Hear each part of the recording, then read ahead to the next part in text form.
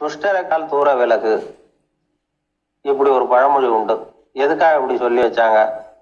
துஷ்டன் ஏதாவது தொந்தரவு கொடுப்பான், அதனால அவனை கண்டா பயந்துக்கிட்டு ஓடி ஒளிஞ்சுக்கோ அப்படின்னா இதுக்கு அர்த்தம் அப்படி இல்லை. ஒரு துஷ்டன் கிட்ட நெருங்கி போறோம்னு வச்சுக்கோங்க, அவன் நமக்கு கெடுதலான ஆலோசனைகள் எதையும் சொல்லலாம், அல்லது அவன் தீய உணர்வுகள் உள்ளவனா இருக்கலாம், அல்லது தீய செயல்கள் செய்யக்கூடியவனா இருக்கலாம், அல்லது தீய நட்புனால அவன் ஏற்கனவே கெட்டு போனவனா கூட இருக்கலாம். இப்படிப்பட்டவனை நெருங்கி போனா அவனோட பாதிப்பு நமக்கும் வந்துடும். அதனால விலகி போ அப்படின்னு சொல்றாங்க. இதையே கொஞ்சம் விவரமா இப்ப பார்ப்போமே. இந்த துஷ்டர்களை 4 வகையா பிரிக்கிறாங்க. இந்த 4 வகைக்கும் உதாரணம் வேணும்னா வேற எங்கேயும் போக வேண்டியதில்லை, மகாபாரதத்தை பார்த்தாவே போதும். அதுல இந்த 4 வகையான தீயோரும் வர்றாங்க. முதல் வகைக்கு உதாரணம் சகுனி. இவன் மனசுல எப்பவும் தீய எண்ணங்கள் தான் நிறைஞ்சிருக்கும். கனவுல கூட தீய ஆலோசனைகள்.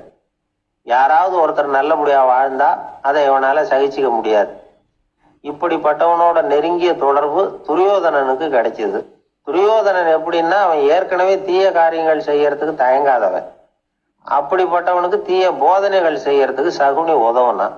இந்த 2 பேரோட சகவாசம் இன்னொருத்தனுக்கு கிடைச்சது. அவன் யாருன்னா துச்சாதனன்.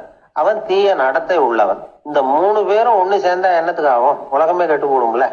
இந்த 3 துஷ்டர்களோட நல்லவன் ஒருத்தன் சேர்ந்தான். அவன் தான் கர்ணன். கர்ணன் இயல்பாவே உத்தம குணம் உள்ளவன். அவன் நல்லவங்களோட சேராம இப்படிப்பட்ட கெட்டவங்க கிட்ட நட்பு வச்சுக்கிட்டான். அதனால அவனும் தீய செயல்கள்ல ஈடுபடுறது மாதிரி ஆயிடுது. துரியோதனனுடைய நண்பனா அவனுடைய ஆதரவுல வளர்ந்ததுனால அவனுக்கு துணையா இருக்க வேண்டி இருக்குது அப்படின்னா.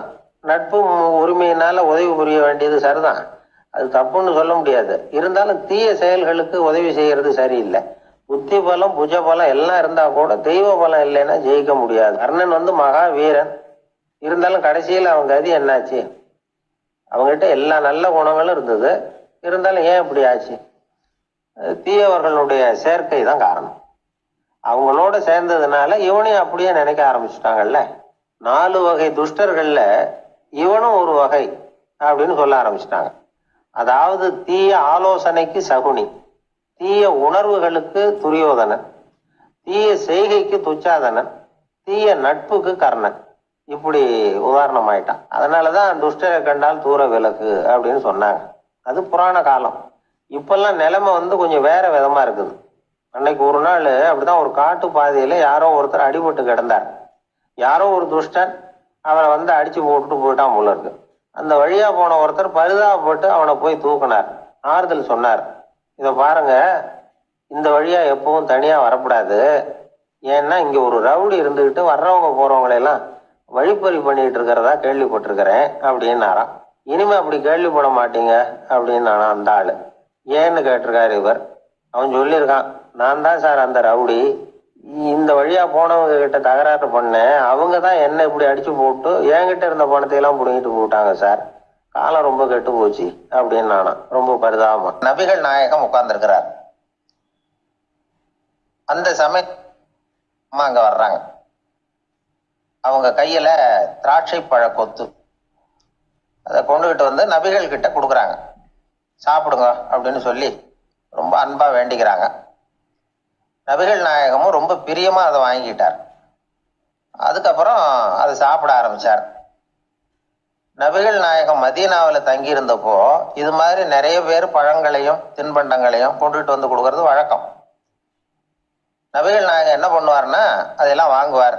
உடனே பக்கத்துல இருக்கிற தோழர்கள் எல்லாருக்கும் பகிர்ந்து கொடுப்பார், தானும் சாப்பிடுவார். இதுதான் எப்போதும் வழக்கம். ஆனா இந்த தடவை என்னாச்சு தெரியுமா? அவர் அப்படி பண்ணல. ஒவ்வொரு பழமா எடுத்து தானே சாப்பிட்டுக்கிட்டு இருக்கிறார். அவர் விருப்பமா சாப்பிடுகிற காட்சியை ஆசை தீர பார்த்துக்கிட்டு இருந்தாங்க அந்த வயசான அம்மா, அந்த பழத்தை கொடுத்தவங்க. அவங்களுக்கு ரொம்ப மகிழ்ச்சியா இருந்தது, மன நிறைவா இருந்தது. நாம ஆசையா கொண்டுகிட்டு கொடுக்குற பழத்தை நபிகள் நாயகம் இவ்வளவு பிரியமா சாப்பிடுறாரு அப்படின்னு நினைச்சு ரொம்ப சந்தோஷப்பட்டாங்க. அதுக்கப்புறம் அங்க இருந்து அவங்க புறப்பட்டு போயிட்டாங்க. அந்த அம்மா போனதுக்கு அப்புறம் பக்கத்துல இருந்த தோழர்கள் பேச ஆரம்பிச்சாங்க. ஏன்னா அவங்களுக்கு சந்தேகம், இன்னைக்கு வித்தியாசமா நடந்துகிட்டாரே அப்படின்னு. அண்ணலே, எது உங்களுக்கு வந்தாலும் எங்க எல்லாருக்கும் கொடுத்துட்டு தான் நீங்க சாப்பிடுவீங்க. இன்னைக்கு மட்டும் நீங்க அப்படி செய்யலையே, எல்லா பழத்தையும் நீங்களே சாப்பிட்டீங்களே, அதுக்கு என்ன காரணம் அப்படின்னு கேட்டாங்க. இப்படி கேட்கறதுனால நாயகம் அதை தப்பா புரிஞ்சுக்க மாட்டார் அப்படிங்கிறது அவங்களுக்கு தெரியும். யாரும் எதையும் அவர்கிட்ட கேட்கலாம், அப்படி கேட்கறதுக்கு உரிமை உண்டு. இந்த ஜனநாயக முறைகளுக்கு அவர்கள் கொடுத்த மரியாதை இது. தோழர்களின் கேள்விக்கு நபிகள் பதில் சொல்ல ஆரம்பிச்சார். நண்பர்களே, அந்த அம்மா ரொம்ப பிரியமா அந்த பழங்களை என்கிட்ட கொண்டுகிட்டு வந்து கொடுத்தாங்க. முதல்ல ஒரு பழத்தை எடுத்து வாயில போட்டு பார்த்தேன். அது ரொம்ப புளிப்பா இருந்தது, சாப்பிட்றது ரொம்ப கஷ்டம். உங்ககிட்ட யாருக்காவது அதை கொடுத்துருந்தா அதுல வாயில போட்டதும் புளிப்பு தாங்காம முகம் சுழிச்சிருப்பீங்க. அதை அந்த அம்மா பார்த்துட்டாங்கன்னா வருத்தப்பட்டிருப்பாங்க. ஆசையா கொண்டுகிட்டு வந்து நமக்கு கொடுத்துருக்குறாங்க. அவங்க அன்பான மனசை நோகடிக்கிறதுக்கு நான் விருப்பப்படலை. அதனால முகம் சுளிக்காம சாப்பிடணுமேங்கிறதுக்காகத்தான் அந்த பழங்கள் பூராவே நானே சாப்பிட்டுட்டேன் அப்படின்னு புன்முறுவலோட பதில் சொன்னாராம் நபிகள் நாயகம். இன்னொருத்தர் மனசு புண்படக்கூடாதுங்கிறதுக்காக புளிப்பையும் இனிப்பா ஏற்றுக்கொள்ளுகிற பண்பாடு இருக்கு பாருங்க, அது ஒரு பெரிய நாகரிகம். அது எல்லாருக்கும் சுலபமா வந்துடாது. நல்லா இருக்கிற பழத்தையே என்ன இவ்வளவு மோசமா இருக்குன்னு சொல்லுகிறவர்கள் தான் நம்ம கிட்ட அதிகம். இந்த காலத்துல இல்வாழ்க்கையில இந்த நாகரிகத்தை சில பேர் கடைபிடிக்கிறது உண்டு. நல்லா இருக்க இல்லையோ முகம் சுளிக்காம சாப்பிட்ருவாங்க. ஏன்னு கேட்டா, எதுக்காக சார் வீண் வம்பு, ஏதோ நமக்குன்னு கொடுத்து வச்சது அவ்வளவுதான் அப்படின்னு நினைச்சுக்கிட்டு போக வேண்டியது தானே அப்படிம்பாங்க. இவங்கெல்லாம் கூட ஒரு விதத்துல பண்பாடு தெரிஞ்சவர்கள் தான். ஒரு ஆளு ஊரெல்லாம் சுத்தி விட்டு கடைசியில அழுத்து போய் ஒரு ஹோட்டலுக்குள்ள நுழைஞ்சானான். ரொம்ப களைப்பா இருந்தது அவனுக்கு. அதனால ரொம்ப களைப்படைஞ்சு போய் ஒரு நாற்காலியில போய் உட்காந்துருக்கிறான். இவனை பார்த்ததும் சர்வர் ஓடி வந்தார். சார் உங்களுக்கு என்ன வேணும்னு கேட்டார். எனக்கு தேவை 2 தோசையும் கொஞ்சம் அன்பான வார்த்தைகளும் அப்படின்னா. சர்வர் உள்ள போனார், 2 தோசையை கொண்டாந்து வச்சார். அன்பான வார்த்தை கேட்டனே அப்படின்னா இவன். சர்வர் ரொம்ப பணிவா குனிஞ்சு இவன் காதோரமா சொன்னார், ஐயா இந்த தோசையை சாப்பிட்றாதீங்க, புளிச்சு போன பழைய மாவு அப்படின்னார். இது பாருங்க, அன்பான வார்த்தையும் 2 தோசையும் கேட்டார், கொண்டாந்து கொடுத்துட்டார். இப்படி இருக்கிறவர்களும் இன்றைய மனிதர்கள்ல அதிகம். அதனால மனிதர்கள் ஒவ்வொருத்தரும் ஒவ்வொரு விதம். நம்ம கிட்ட பிரியமா நடந்துகிறவர்கள் மனம் கோணும்படி நாம் நடந்து கொள்ளக்கூடாது அப்படிங்கிறது தான் நபிகள் நாயகம் அவருடைய செயல் மூலமா நமக்கு உணர்த்தி இருக்கிற வாழ்வியல் உண்மை. ஒரு நீதிமன்றம், அங்க ஒரு கொலை வழக்கு சம்பந்தமா விசாரணை நடந்துகிட்டு இருக்குது. அந்த வழக்கறிஞர் ரொம்ப தீவிரமா வாதாடிக்கிட்டு இருக்கிறார். தன்னுடைய கட்சிக்காரர் நிரபராதிங்கிறது அவருக்கு நல்லா தெரியும். அதனாலதான் அவர் சார்பா வாதாடுறதுக்கே ஒத்துக்கிட்டார். அப்படி அவர் மும்முரமா வாதாடிக்கிட்டு இருக்கிற சமயத்துல அவசரமா தந்தி ஒண்ணு வந்து சேர்ந்தது. அதை வாங்கி படிச்சு பார்த்தார். அதுக்கப்புறம் அதை மடிச்சு தன்னுடைய கோட்டு பையில வச்சுக்கிட்டு தொடர்ந்து வாதாட ஆரம்பிச்சிட்டார். பேசி முடிச்சாரு. அதுக்கப்புறம் அங்க கோர்ட்ல இருந்த சக வக்கீல்கள் அவர்கிட்ட வந்தாங்க. தந்தி ஒண்ணு வந்தது, என்ன விஷயம் அப்படின்னு விசாரிச்சாங்களாம். அப்ப அவர் சொல்லியிருக்கிறார், ஊர்ல சிகிச்சைக்காக போயிருந்த என்னுடைய மனைவி இறந்து போனதா தந்தி வந்திருக்குது அப்படின்னாராம். மற்ற வக்கீல்களுக்கு அதிர்ச்சி. என்னங்க இது, மனைவி இறந்ததை விட கேஸ் முக்கியமா உங்களுக்கு அப்படின்னு கேட்டிருக்கிறாங்க. இறந்து போன என் மனைவி மறுபடியும் திரும்பி வர போறது இல்லை. ஆனா என்னுடைய கட்சிக்காரர் ஒரு கொலை வழக்குல மாட்டிக்கிட்டார். அவரும் நிரபராதி. அவர் உசுரை நான் காப்பாற்ற வேணாமா, இதுதான் என்னுடைய கடமை அப்படின்னாராம். இப்படி இவர் சொன்னது எல்லாரும் அப்படியே திகைச்சு போய் நின்னுட்டாங்களாம். சரி, கடமைக்கு முக்கியத்துவம் கொடுத்த அந்த வழக்கறிஞர் யார் தெரியுமா? அவர் தான் இரும்பு மனிதர் சர்தார் வல்லபாய் பட்டேல். குஜராத் மாநிலத்துல 1875 அக்டோபர் 31 அன்றைக்கு ஜாவேரி பாய் அப்படிங்கிறவருக்கு 4வது பிள்ளையா அவர் பிறந்தாராம். இந்த ஜாவேரி பாய் யார் தெரியுமா? ஜான்சி ராணி லட்சுமி பாய் போர் படையில ஒரு வீரரா பணிபுரிஞ்சவர். இளம் வயசுல வல்லபாய் பட்டேல் ரொம்ப சிரமப்பட்டு படிச்சிருக்கார். விடாமுயற்சி வெற்றியை கொடுத்தது. கல்லூரியிலையும் காலடி வச்சார். அதுக்கப்புறம் வக்கீல் பட்டத்தையும் வாங்கினார். பிரிட்டிஷ் ஆட்சி நடந்துகிட்டு இருந்த சமயம் குஜராத்தை சேர்ந்த பர்டோலி தாலுகாவில் விவசாயிகள் மேல அரசாங்கம் திடீர்னு நில வரியை வசதி விட்டுதான். ஏழை விவசாயிகள் ரொம்ப கஷ்டப்பட்டிருக்காங்க. அரசாங்கம் வரி செலுத்தாத விவசாயிகளின் நிலங்களை எல்லாம் ஜப்தி செஞ்சுதான். அரசாங்கத்தை எதிர்க்கிறவங்களை எல்லாம் கைது பண்ணி சிறையில அடைச்சுட்டாங்களாம். சில பேர் வீடு வாசல் ஆடு மாட்டையெல்லாம் வித்து கூட வரி கட்ட வேண்டிய நிலைமைக்கு ஆளாயிட்டாங்க. வழக்கறிஞர் வல்லபாய் பட்டேல் நில வரியை உடனே ரத்து பண்ணணும் அப்படின்னு பம்பாய் கவர்னருக்கு ஒரு கடிதம் எழுதினார். எந்த பலனும் இல்லை.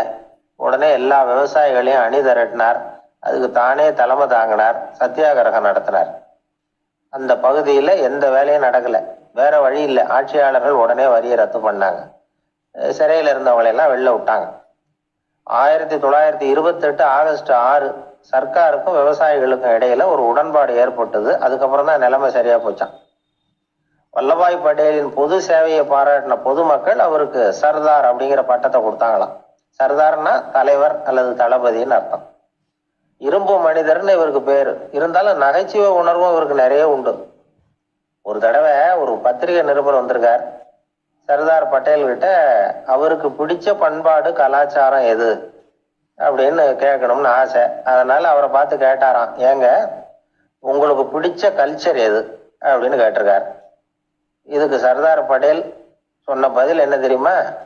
எனக்கு பிடிச்ச கல்ச்சர் அக்ரிகல்ச்சர் அப்படின்னு. ஒருத்தர் குதிரை ரேஸுக்கு போனார், பணம் கட்டினார், தோத்து போயிட்டார். மறுபடியும் போனார், பணம் கட்டினார், தோத்து போனார். அடுத்த தடவையும் பணம் கட்ட போனப்போ அவரை தடுத்து கேட்டோம், ஏன் சார் ஏற்கனவே விட்டது போதாதா, இன்னமும் இருக்கிறத விடணுமா அப்படின்னு கேட்டோம். விட்டதையெல்லாம் மொத்தமா எடுக்க வேணாமா சார், அதுக்காக தான் தொடர்ந்து பணம் கட்டுறேன்னார் அவரு. இவரை திருத்துறது ரொம்ப கஷ்டம். இது ஒரு மனநோய். மனநோய்கள்ல பல வகை உண்டு. மனநோய்கள் பிரிவு அட்டவணையில சூதாட்டம்ங்கிறது அவதியுறும் நோய் அப்படிங்கிற தலைப்புல வருது. சூதாட்டம் 2 வகைப்படும்னு சொல்றாங்க உளவியல் நிபுணர்கள். ஒரு வகை எப்படின்னா, நண்பர்களோடு சேர்ந்துக்கிட்டு மகிழ்ச்சியும் கிளர்ச்சியும் அடையறதுக்காக ஈடுபடுறது. பிரச்சனைகளை தீர்க்கறதுல ஒரு ஆர்வம். கேளிக்கைக்காக கொஞ்சம் விட்டு பிடிக்கிறது அப்படிங்கிற மனுஷனுடைய அடி மனசுல உள்ள விபரீத பிணைய சுபாவம், இதெல்லாம் அதுக்கு காரணம். இன்னொரு வகை எப்படின்னா, சூதாட்டத்துல ஈடுபட்டு ஒரு கட்டாய நிலைமைக்கு ஆளாயிடுறது. ஈடுபடு அப்படின்னு மனசு ஒரு வெறித்தன்மையை தூண்டிக்கிட்டே இருக்கும். இப்படிப்பட்டவங்களுக்கு நாம தோத்துக்கிட்டு இருக்கோம்ங்கிறது தெரியும். நாம ஜெயிக்கிறதுக்கான சந்தர்ப்பம் இல்லைங்கிறதும் தெரியும். இதனால நமக்கும் கஷ்டம், நம்ம சுத்தி இருக்கிறவங்களுக்கும் கஷ்டங்கிறதும் புரியும். அப்படி இருந்தும் சூதாடுவாங்க. இதுக்கு காரணம் சூதாடியின் பகற்கனவு அப்படிங்கிறாங்க நிபுணர்கள். இந்த நிலைமைக்கு கட்டாய சூதாட்டம் அல்லது நிர்பந்த சூதாட்டம் அப்படின்னு பேர் வச்சிருக்கிறாங்க. இப்படிப்பட்ட ஆசாமி இருக்கிறது பூரா விட்டுருவான், கடன் வாங்குவான், திருடுவான். இருந்தாலும் என்னைக்காவது ஒரு நாள் ஜெயிச்சிருவேன் அப்படின்னு சொல்லிக்கிட்டே இருப்பான். விட்டதை எடுத்துருவேங்கிற ஒரு நம்பிக்கை சுடர் அவனுக்குள்ள எரிஞ்சுக்கிட்டே இருக்கும். இவனை மனநோயாளி அப்படின்னு சொல்லிட முடியாதான். என்ன காரணம்னா, இது மாதிரி ஆளுங்க கிட்ட மன போராட்டமோ கவலையோ பதட்டமோ இருக்கிறது இல்லை. சில விசேஷமான குணங்கள் இவங்க கிட்ட உண்டு. எதிர்ப்பு உணர்ச்சி, சிறுபிள்ளைத்தனம், சட்ட திட்டங்களையும் சம்பிரதாயங்களையும் உட தெரியாத மனப்போக்கு, பொறுப்பில்லாத தன்மை, நெறிதவறி நடக்கிறது எல்லாம் இவங்க கிட்ட உண்டு. ஆனா வெளிப்பார்வைக்கு ரொம்ப சிநேகமா இருப்பாங்க, அன்பா இருப்பாங்க. அப்படி இருக்கிறதாக காட்டிக்குவாங்க. ஆதாயம், சுயலாபம் இதெல்லாம் கருதி தான் பழகுவாங்க. இவங்க கேட்குறப்ப நாம பணம் கொடுக்கலன்னு வச்சுக்கோங்க, நம்மளை கை விட்டுருவாங்க. நம்ம மேல அபாண்டமா பழி சுமத்துறது கூட தயங்க மாட்டாங்க. தங்களுடைய சூதாட்ட நடவடிக்கைகளுக்கு சாதகமான காரணங்களை சொல்லிட்டு இருப்பாங்க. நீ வேணும்னா பாரு, ஒரே நாள்ல நான் இழந்ததையெல்லாம் மீட்டு லட்சாதிபதி ஆறேன்னா இல்லையா பாரு அப்படிம்பாங்க. தோத்து போறத ஒரு படிப்பினையா இவங்க எடுத்துக்கிறதே இல்லை. தோத்து போறதுலேயே இவங்களுக்கு ஒரு அலாதியான சுகம். தனக்குத்தானே துன்பத்தை வரவழைச்சிக்கிட்டு இன்பம் அடையிறதுக்கு தன்வதை சுகம் அப்படின்னு பேர். இவங்கெல்லாம் அந்த ரகம். சில பேர் எப்படி தெரியுமா, மந்திர எண்ணங்களை வரவழைச்சிக்கிறது, சூதாடுறதுக்காக ஆபீஸ்ல கையாடல் பண்றது, அடுத்தவங்க கிட்ட இருந்து திருடுறது. இந்த மந்திர எண்ணம் தீவிரமாச்சுன்னா ஒரு மாதிரியா பேச ஆரம்பிச்சிருவாங்க. தோல்விதான் சார் வெற்றிக்கு முதல் படியும்பாங்க.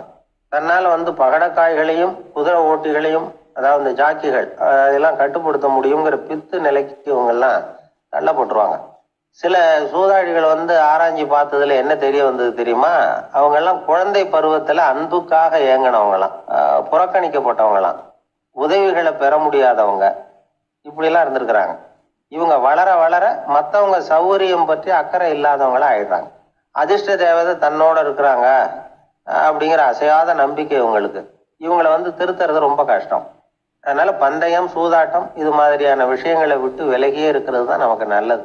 ஒரு ஆள் சொன்னான், என்னுடைய குதிரை வேகமா ஓடுறதுக்கு என்ன வழி அப்படின்னு கால்நடை மருத்துவர்கிட்ட யோசனை கேட்டேன். அவர் ஒரு பாட்டில் நிறைய மாத்திரைகளை கொடுத்து தினம் 2 மாத்திரை விதமா கொடுக்க சொன்னார். முதல் நாள் 2 மாத்திரையை கொடுத்தேன். கொடுத்துட்டு அது மேலே ஏறி உட்கார்றதுக்கு போனேன். அவ்வளவுதான், அதுக்குள்ள அது அம்பு மாதிரி பாஞ்சு ஓடி போச்சு. நான் இன்னும் உட்காரவே இல்லை, அதுக்குள்ள பாஞ்சு ஓடி போச்சு அப்படின்னா. அடடா, அப்புறம் நீங்க என்ன பண்ணீங்க அப்படின்னு கேட்டாங்க. என்ன பண்றது, மீதி மாத்திரை பூராவே நான் முழுங்கி விட்டு அதுக்கப்புறம் துரத்தி பிடிச்சி அது மேலே ஏறி உட்காந்தேன் அப்படின்னா. அவன் வாங்க மாட்டேங்கிறான் சார் அப்படின்னு சொல்றது உண்டு. அது எப்படி காதுல வாங்கிக்காம இருக்க முடியும்? காதுங்கிறது எப்பவும் திறந்தே இருக்கக்கூடிய ஒண்ணு தானே. சில பேர் பேசிக்கிட்டே இருப்பாங்க, நாமும் கேட்டுக்கிட்டே தான் இருப்போம். அவர் என்ன சொன்னாரு திருப்பி சொல்லு அப்படின்னு சொன்னா சொல்ல தெரியாது. காது சரியா கேட்டாலும் நாம பேசுறத மற்றவங்க சரியா கேட்கறாங்களா அப்படிங்கிறது சந்தேகம்தான். இந்த சந்தர்ப்பத்துல ஒரு உண்மையை நாம புரிஞ்சுக்கணும். அதாவது என்னன்னா, கேட்பதுங்கிறது வேற, கவனிக்கிறதுங்கிறது வேற. அதாவது கேட்கறதுன்னா அது ஹியரிங், கவனிக்கிறது அப்படின்னா அது லிசனிங். கேட்கறதுங்கிறது தன்னிச்சையா நடக்கக்கூடிய ஒரு செயல். ஒரு சாலையில நடந்து போயிட்டு இருக்கிறோம், எவ்வளவோ சத்தம் நம்ம காதுல விழுந்துகிட்டு இருக்கு. கார் போற சத்தம் கேட்குது, பறவை ஒரு மரத்துல இருந்து கத்துது, அந்த சத்தம் கேட்குது. இப்படி நிறைய காதுல விழுந்துகிட்டு இருக்கு. ஆனா கவனிக்கிறதுங்கிறது எப்படின்னா, நம்ம முழு மனசை செலுத்தி உன்னிப்பா கேட்கிறது. எத்தனையோ சத்தத்துக்கு நடுவுல தன்னுடைய குழந்தை அழற சத்தத்தை தாய் தெரிஞ்சுக்க முடியுது இல்லையா, அது மாதிரி. விவரம் தெரிஞ்சவங்க எல்லாம் என்ன சொல்றாங்கன்னா, கவனித்தல் அதாவது லிசனிங் அப்படிங்கிற செயல்ல 3 அம்சங்கள் இருக்கிறதாக சொல்றாங்க. அது என்ன 3 அம்சங்கள் அப்படின்னா, முதல்ல காதால கேட்கறது, இது முதல் அம்சம். ரெண்டாவது என்னன்னா கேட்டதை புரிஞ்சுக்கிறது. மூணாவது என்னன்னா என்ன புரிஞ்சுக்கிட்டோங்கிறத தெரிவிக்கிறது, ஃபீட்பேக் அப்படின்னு சொல்ற மாதிரி. ஒரு ஆசிரியர் வகுப்புல பாடம் நடத்திக்கிட்டு இருக்கிறார். வெறுமனே கேட்கிற குழந்தை ஒரு காதால வாங்கி இன்னொரு காதால விட்டுடும். அதாவது கேட்கிற குழந்தை அப்படி செய்யும். ஆனா கவனிக்கிற குழந்தை கேட்டதை புரிஞ்சுக்கும். என்ன புரிஞ்சுக்கிட்டேன்னு கேட்டா பதில் சொல்லும். இதுதான் கேட்கறதுக்கும் கவனிக்கிறதுக்கும் உள்ள வித்தியாசம். ஒரு புள்ளி விவர கணக்கு என்ன சொல்லுது தெரியுமா? ஒரு மனிதன் எழுதுறது மூலமா 6% அறிவை பெருக்கிக்கிறானா, எழுதுறது மூலமா. படிக்கிறது மூலமா 19% அறிவை பெருக்கிக்கிறானா. பேசுறது மூலமா 30% அறிவை பெருக்கிக் கொள்ளுகிறான் அப்படின்னு சொல்றாங்க. ஆனா பாருங்க, கவனிக்கிறது மூலமா 45% அறிவை பெருக்கிக் கொள்ளுகிறான் அப்படிங்கிறது புள்ளி விவரம். அதனால கற்றலின் கேட்டல் நன்று அப்படின்னு சொல்றாங்க இல்லையா, அது இதுதான். அதனால கவனிக்கிறது மூலமா அதிக அறிவை நாம பெருக்கிக் கொள்ள முடியும். கேள்வி ஞானம் தான் ரொம்ப சிறந்தது அப்படிங்கிறார் வள்ளுவர். அதாவது கவனிச்சு கேட்கணும், அதுதான் முக்கியம். மற்றவங்க சொல்றத நல்லா கவனிக்க முடியாதபடிக்கு நாமே சில தடைகளை ஏற்படுத்திக்கிறோம், அல்லது நம்ம அறியாமலே அப்படி ஒரு தடை உண்டாயிடுது. அந்த தடைகளை தாண்டணும் அல்லது தகர்த்து எறியணும் அப்படிங்கிறது பெரியவர்கள் சொல்லுகிற யோசனை. அது என்ன தடைகள் அப்படின்னா, நமக்கு தெரியாத இவர் என்ன சொல்லிட போறார் அப்படிங்கிற நினைப்பு, இது ஒரு தடை. சொல்லி முடிக்கிறதுக்கு முன்னாடியே குறுக்க பேசுறது, மனசு அங்கேயும் இங்கேயும் அலையிறது, இதெல்லாம் தான் தடைகள்.